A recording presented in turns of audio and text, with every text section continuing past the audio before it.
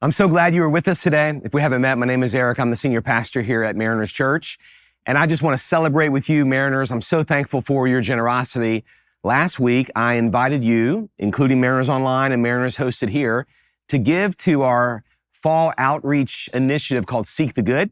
And all of the giving would go to outreach hubs that we have in Southern California to come alongside vulnerable communities with food pantries, with English as a second language classes, and then also some unique service projects that we do for different communities.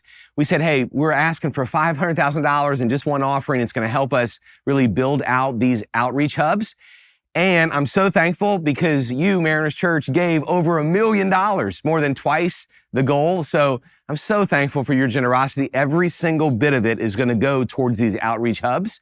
And so I just am so thankful for you. I'm excited that we get to serve our cities. I'm so thankful that you as a church respond when we say, hey, there's some broken walls. Let's rebuild the wall together.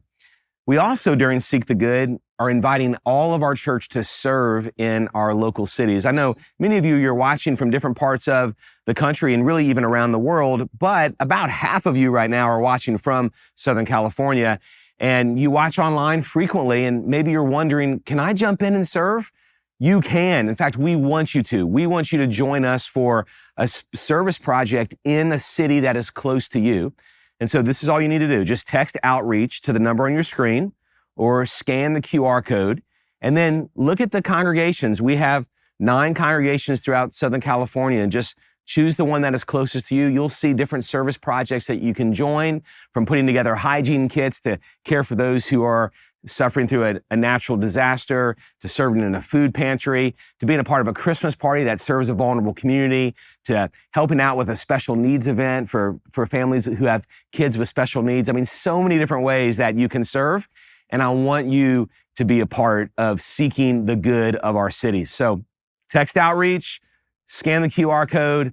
We want you to be involved. We consider you part of our church. And because you're part of our church, we want you to help us serve our local cities. Let's do this together.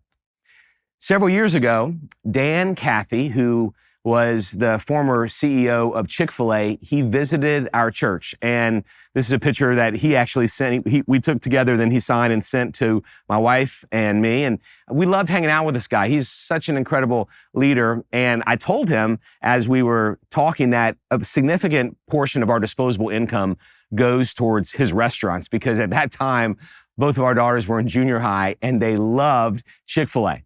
So he recorded a video for Eden and Evie and sent it to them. And then a couple weeks later, he sent gifts to our house for Eden and Evie. I was just blown away by his servant's heart, that he cared for my daughters, that he treated them with such care and respect. I mean, I was really blown away. And then just about a year ago now, I met a guy who is a leader at his church in Atlanta. He runs a company, but he also is a volunteer leader at his church, and he leads the parking team. And he says that all of the guys that he leads on the parking team, that every week they have a bit of a competition. They want to see if they can pick up all of the trash before this one individual gets to church. He says, because this one guy, every time he comes to church every week, and he parks the furthest you possibly can in the parking lot, and from his car, as he walks to church, he picks up trash the entire time. And his name is Dan Cathy, the former CEO of Chick-fil-A. I was like, wow, that's amazing. The parking team basically has a game to see if they can have all the trash picked up before Dan Cathy gets there and picks up trash from the furthest parking spot as he's walking in to church. Here's the reality. Serving is not Dan Cathy's job. It's who Dan Cathy is. Servanthood isn't just this thing he does. It's really who he is. And when you look at all the reports about Chick-fil-A and their hospitality and their customer service, constantly they are affirmed for having a culture of servanthood, that the team wants to serve the customer, that the team wants to serve the people. And surely, if you've read anything about leadership, you would likely reason that began with Dan Cathy having a servant's posture in the totality of his life that then profoundly impacted Chick-fil-A. In 1979, Robert Greenleaf released the book Servant Leadership. In fact, he was the one who coined the phrase servant leadership. And he had observed that there was a difference between someone who was a leader first and a servant second versus someone who was a servant first and a leader second. This is what he concluded. He had watched lots of leaders and observed leaders. He concluded that if someone is a servant first, they serve as part of their identity. But if someone is a leader first, they may take on a role and then serve because they're supposed to as an activity, but it's not really their identity. But when anything is your identity, then activity flows. So if being a servant is your identity, then the activity of serving is going to happen. But you can do the activity of serving and not really have the identity of a servant. And Greenleaf was coining the phrase that the most effective leaders, there's been so much research about that since then, the most effective leaders are servant leaders, that their identity is servant. In fact, this week on the If I Had More Time podcast, I interview Cheryl Batchelder. She was the CEO of Popeyes during the turnaround years, and she's written a lot about servanthood. She's a believer, a strong believer in Jesus, and her servant's posture comes from following Jesus, but she also believes that servant leadership produces great results. And so I encourage you to listen to that interview. Servant leadership. Robert Greenleaf is credited with the term, but he really was about 2,000 years after Jesus.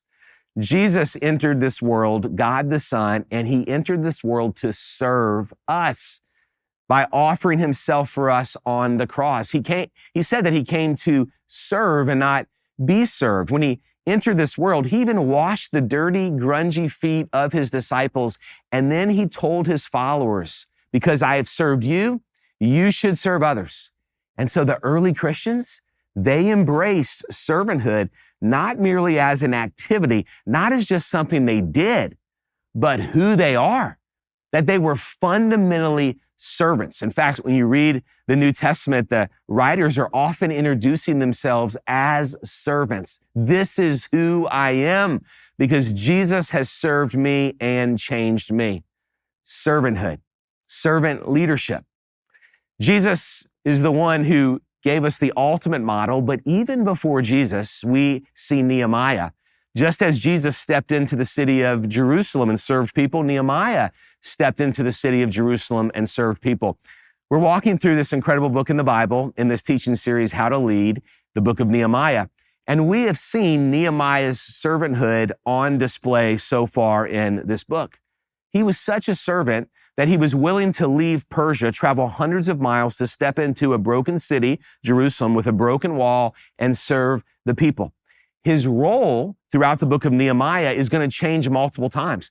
He first was a cupbearer, like a chief of staff to the king of Persia. So he was in Persia. He's then in Jerusalem, completely different culture and context. And here he serves the people with great vision to rebuild the wall. So he moves from a cupbearer to a builder. And then as we keep walking through Nehemiah, you'll see he becomes a governor. So his roles change, but the consistent thread is he was a servant the entire time because servanthood wasn't merely an activity for Nehemiah, but his ultimate identity.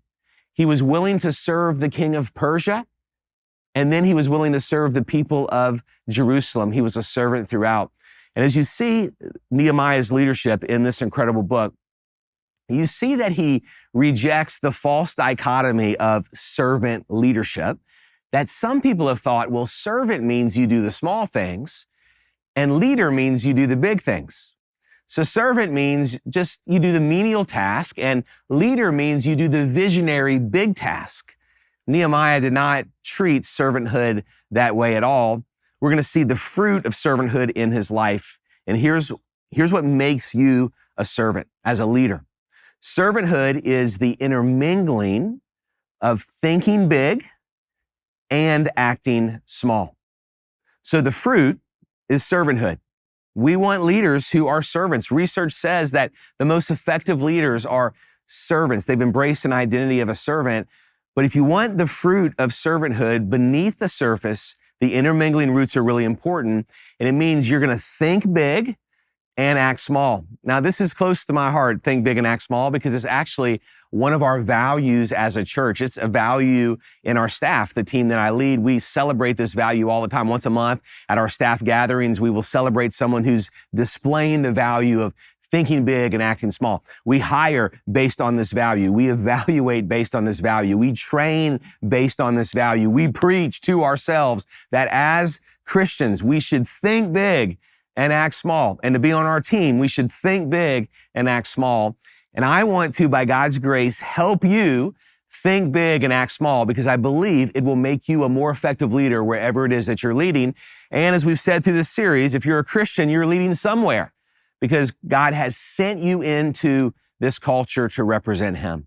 So here's what think big and act small looks like.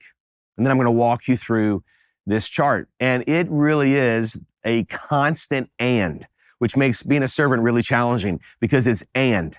It's serve God and serve people. That's think big, serve God, and act small, serve people. Think big, serve the vision. Act small, get down and serve the team.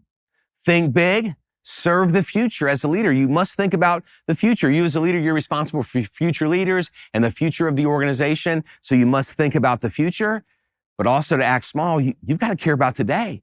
You've got to serve today. So to think big and act small is really challenging, but these are the roots that will turn you into a servant leader, not merely as an activity, but part of your identity. So let me walk you through what it means to think big and act small. I'm just going to walk you through this chart. First, you see Nehemiah, he serves God. The reason he has such a grand vision, and you see this at work in Nehemiah chapter 3, is because he believed that the wall must be rebuilt for the sake of God's renown. Nehemiah had read Psalm 48:2, which said that the city of Jerusalem was to be a blessing to the other nations. It was the city where God's name dwelt. And the reason that Nehemiah was so bothered by the walls being broken down is the neighboring nations are seeing the city that's supposed to be the city that represents God in disgrace. And he's like, no, this must change. And because he served God, he was willing to think big that the impossible could happen, that a wall that had been down for years could be rebuilt. And it was rebuilt, as we walk through the book of Nehemiah, in 52 days. But it was perceived by everyone as impossible. But because Nehemiah thought big and served God, what was impossible for man is possible for God. But I want you to understand what Nehemiah was up against. He would go to a city he had never been to rebuild a wall, surrounded by enemies who hated God's people and hated Nehemiah. He would try to rally a group of people together that thought there's no way that this wall could be built because, and they could say truthfully, we tried it before. Because if you read the book of Ezra in the Old Testament, you find that at one time Artaxerxes had let people go back and try to rebuild the wall, but neighboring nations had complained, had written letters to Artaxerxes saying this must stop, and Artaxerxes stopped it. So Nehemiah was not merely attempting something that had never been done before. He was attempting something that had been attempted and had failed. He was trying to do what everyone really believed was impossible.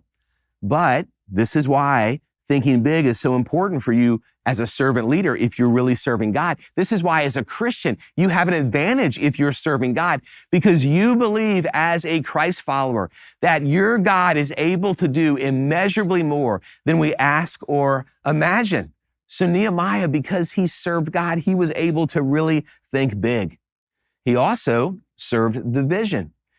Nehemiah in chapter 2 shared the vision, hey, let's rebuild the wall. And then when you get to chapter 3, you see he's actually serving the vision of aligning people on the wall so the wall can be rebuilt. Small visions don't inspire people, and they don't require people. A small vision doesn't require people to join you, and a small vision doesn't inspire people. But Nehemiah, because he thought big, has this really big vision where he says, come, let's rebuild the wall. It's going to take all of us. It's going to take everybody being together on this. And then when you see chapter 3, he aligns people along the wall. It's really incredible. Harvard Business Review did a study on why execution fails. It was actually the name of an article in Harvard Business Review, Why Execution Fails. And they concluded that execution typically fails across divisions or across silos or across departments. Essentially, execution fails when people have to collaborate horizontally across teams. That execution tends to thrive within one department or one division. When you're in a certain vertical, you know how to work together and you can execute. But according to HBR, when teams have to work together horizontally, execution unravels. So what Nehemiah does is insane. 52 days, he's able to line people up horizontally and accomplish the building of a wall. In fact, if you look in the magazine that we have on page 61, you will see a map of the wall surrounding the city. And I want you to notice in the text how he stations the people. This is just incredible coordination and leadership. Notice every time you see the phrase next to them. So the men of Jericho built next to Elisabab and next to them, beside them, next to them, after him, next to them, after him, next to him, beside him, after him, next to him, after him, and next to him, after them, after him, beside him, next to him, after them, next to him. That's all in chapter 3. This is incredible coordination. Nehemiah thinking big strategically about placing people along the wall together. Nehemiah also served the future. Leaders, as we think big, we are responsible for the health of the team we lead today and the organization we're responsible for, but we also should serve the people and serve the organization in the future. We should think about the future. And this is really what caused Nehemiah to be able to withstand all of the ridicule. At the end of chapter 2, we saw a group of people around him from all different neighboring nations saying, we're against you. This should not happen. And then immediately in chapter 3, the work begins. In the midst of all the criticism, the work began. Because Nehemiah was thinking about the future of Jerusalem. The wall must be rebuilt. The wall has to go back up. And so he was thinking about the future. Several years ago, I was asked to speak at a conference with a large group of hospital CEOs. And so I led a session for hospital CEOs, and I gave a leadership talk, and I basically asked them to consider how much of their mental energy and their time and their strategic thinking went towards the future versus today. And so I gave them a tool, a handout that helped them evaluate how much of their time was going towards mapping out the future of their organization and how much time was going towards executing today. And so then I did some interaction with the crowd and got people to share where they spent the majority of the time. And basically, the hospital CEOs in the room concluded that the pressure of today keeps pulling me away from the deep work of strategically thinking about the future. That my inbox, that the meeting on the calendar, that the emergency that I have to address constantly threatens to pull me low into the nitty-gritty and away from thinking about the future, which I know as a leader I am responsible for. And I resonated with the CEOs that day of those hospitals because that's the pain all of us have as leaders. We can so easily get our mind pulled away from stewarding the future that we get thrown in just to the details today. And Nehemiah constantly pulled up and looked at the whole of the project, which allowed him to organize people along the wall. So Nehemiah, he thought big, but he also acted small. So I'm going to show you how Nehemiah lived out acting small. This is servanthood, the intermingling of thinking big and acting small. Nehemiah served the people. Because Nehemiah did not view servanthood as just an activity, but as his identity, he knew that his servanthood came from God. He ultimately served God. But because God is the one who placed his image on every single person, when someone understands that they serve God, it actually causes them to have a really high view of people. And so Nehemiah, because he served God, then had a high view of people and cared for all of the people that he was serving, which means Nehemiah lived out the Christian principle that we see in the scripture, that we are to view others as more important than ourselves. Because Nehemiah served people, he cared about other people. And this was a part of him acting small as a leader. In fact, it's fascinating when you look at all the different types of people in Nehemiah chapter 3, that Nehemiah attracted to the team. And this only happens if people know they're cared for and if people know they're valued. Nehemiah really loved these people. Notice, religious leaders joined him, civic leaders, skilled workers, including goldsmiths, perfumers, and merchants, families. And there were even volunteers from surrounding regions who were so inspired by Nehemiah that they joined the work as well. Nehemiah, because he was a servant who valued people, people were attracted to be on his team. They wanted to work alongside him. They were inspired by this guy who left Persia, a palace job, and came here to serve us. Surely they were inspired by the way that he loved them, the way that he cared for the disgrace of their city, and it caused within them a desire to serve just as Nehemiah was serving them. In fact, one of the places you see in Nehemiah chapter 3 that someone similar to Nehemiah leaves a high position to serve in a low position is this guy. Nehemiah chapter 3, verse 14. This is really fascinating. Malchiah, son of Rechab, ruler of the district of Beth Hekherem, repaired the dung gate. He rebuilt it and installed its doors, bolts, and bars. So this guy was a ruler and he repaired the dung gate. And if you're unsure what the dung gate is, it's what you think it is. It's the gate. It wasn't a creative title. It was an accurate title. This was the gate in which the refuse of the city, all the sewage of the city left the city. I mean, this was not the most glorious place to work. This would not be the place that people want to sign up. I want to work on the dung gate. I want to work on the gate next to all of the refuse leaving the city. But a ruler of one of the half districts, what a beautiful statement of this guy's servanthood. And surely he was inspired by Nehemiah stepping low to serve the people that he was willing to work on the dung gate. So Nehemiah served people. Nehemiah also served the team collectively. So he cared for each individual, but he also cared for the team. There are dozens of names that are listed in Nehemiah chapter 3. In fact, it's so beautiful when you see all of the names together and you think, how did Nehemiah get everybody excited to work on a wall? We'll see in coming days that there's going to be enemies that are threatening to kill the people while they're working on the wall. How did he do this? Well, this is really Nehemiah's insight right here. If you were going to try to get people to be passionate about rebuilding the wall, where would you ask them to serve? Think about it. If you had to build a wall in 52 days and you were rallying a group of people together, where would you say, you know what, I'm inviting you to serve here so that you could pull out their greatest passion? Notice what Nehemiah did. Notice where he placed people.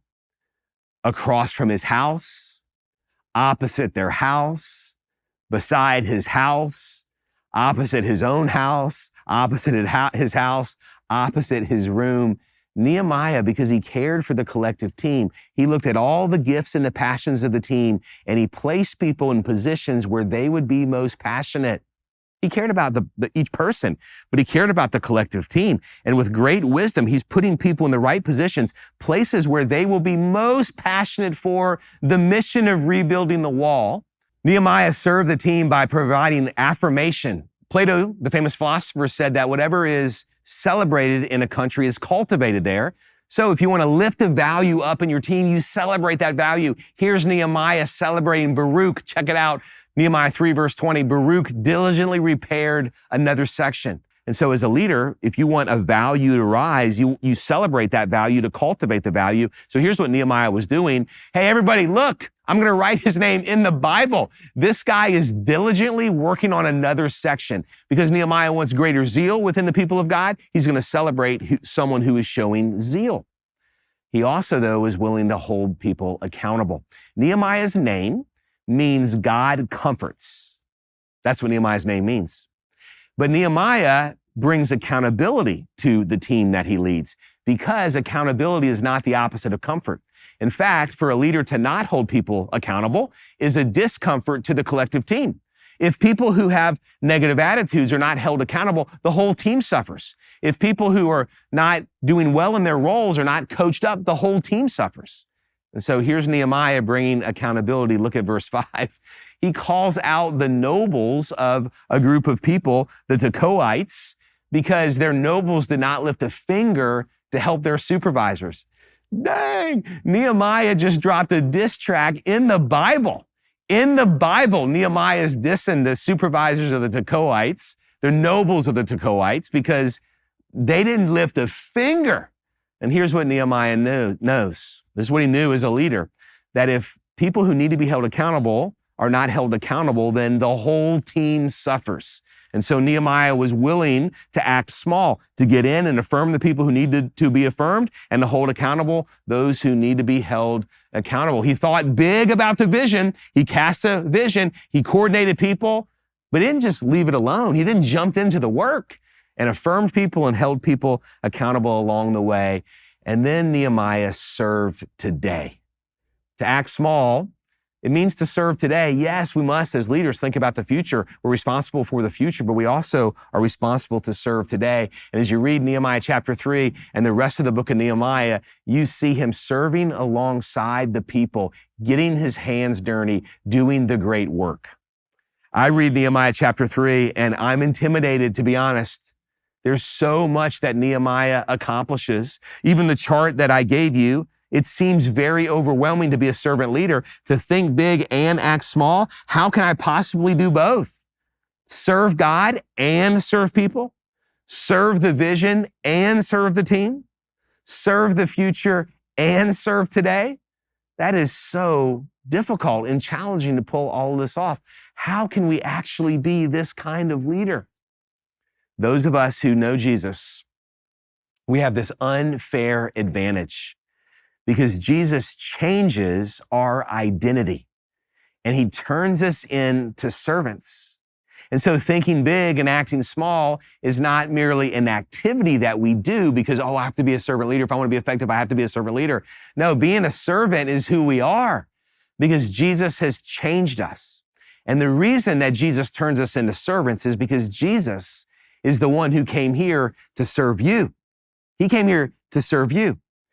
Jesus, God the Son, took off his royal robe and his royal crown. He stepped into this cruel and broken world and he took on human skin. Just as Nehemiah stepped into the broken city of Jerusalem, Jesus, God the Son, left a much greater palace than Nehemiah left in Persia. He left the everlasting kingdom of God. He left eternal paradise to step into the brokenness of this world, and he put on bone and flesh. He made himself human. He made himself nothing, where he would be spat upon and mocked and ridiculed, just as Nehemiah was ridiculed and mocked. But what's different between Nehemiah and Jesus, God the Son, is that though Nehemiah was a great leader, he's a man. Jesus is not merely a man. He is God the Son, the perfect one, the only one who has never sinned. And yet he loved us so much. He loved you so much that he entered this world to serve you. And just as Jesus washed the feet of his own disciples, Jesus has washed you if you believe in him. He's not cleansed merely your feet. If you believe in Jesus, he cleanses your whole soul. He forgives you and he makes you his own. He makes you his son, his daughter.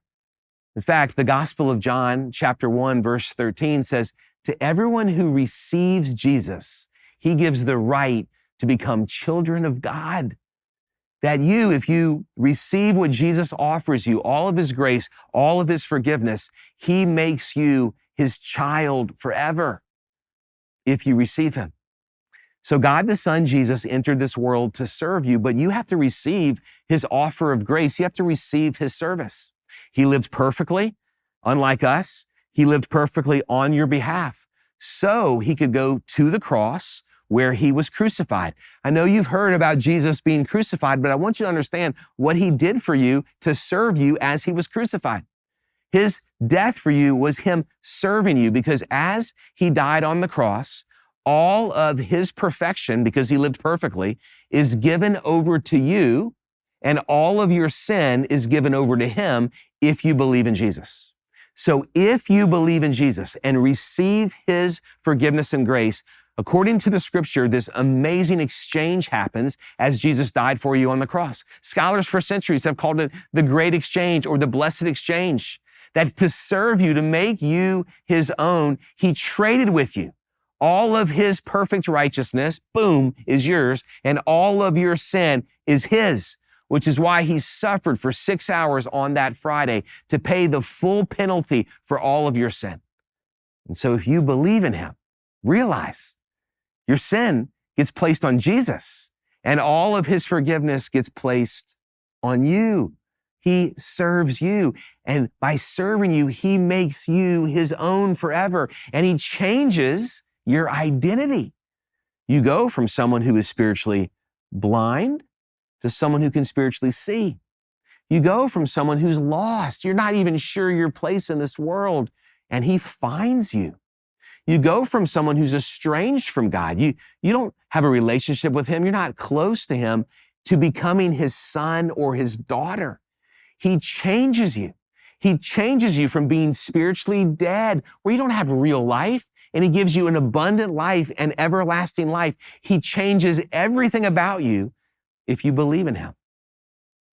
I want you to know in this moment that you've believed in him.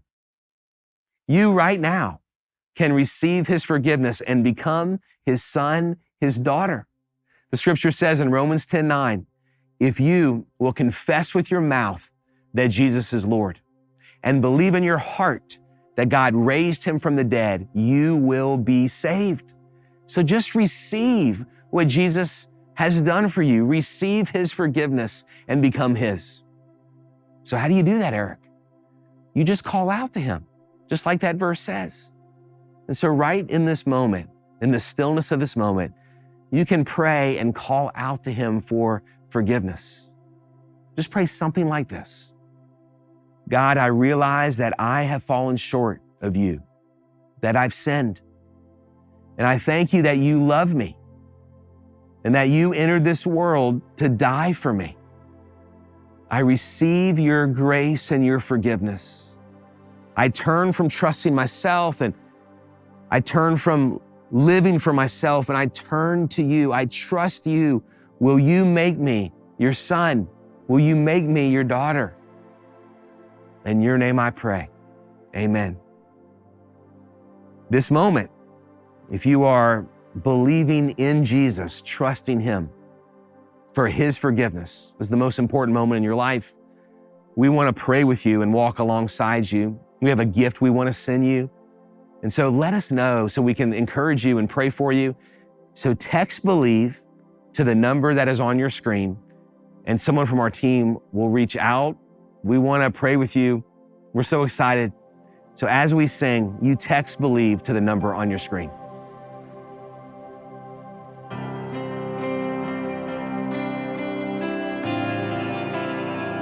We praise the King.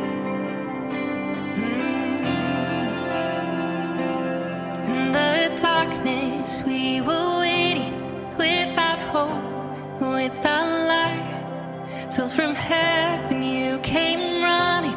There was mercy in your eyes to fulfill the law and prophet. To a virgin came the word, from a throne of endless glory to a cradle in dirt. So we lift this up together. Praise the Father, praise the Son, praise the Spirit, three in one. God of glory, majesty, praise forever to the King of Kings.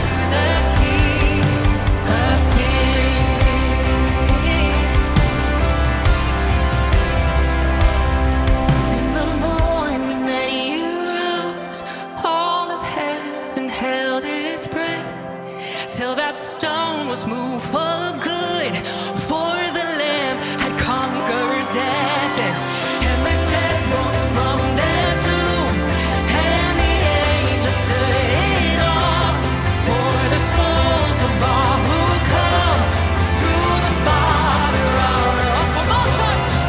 And the church of Christ was born, and then the Spirit proclaimed, and now this gospel truth of old shall not kneel, shall not faint, and by His blood and in His name, in His freedom I am free, for the love of Jesus Christ, who has resurrected me.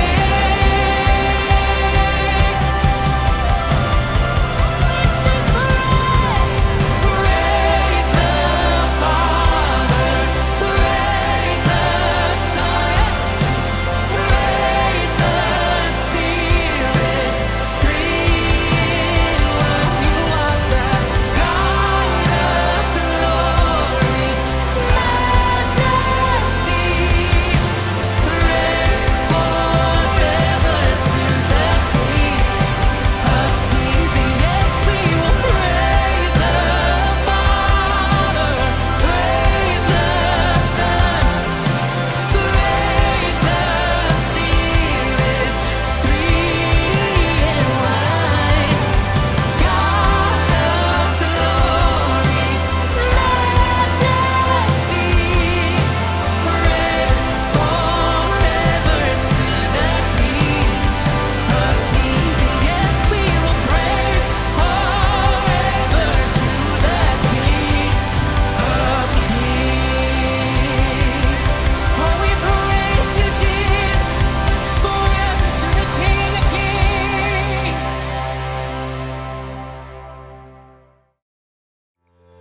Hey, I'm so glad that you joined us for our service today. And I hope and pray that God used this message to encourage you right where you are. I'd love if you hit the subscribe button, because then you could get the next alert for whenever we have services and when we ever offer content here on YouTube. So subscribe and join us for Mariners Online.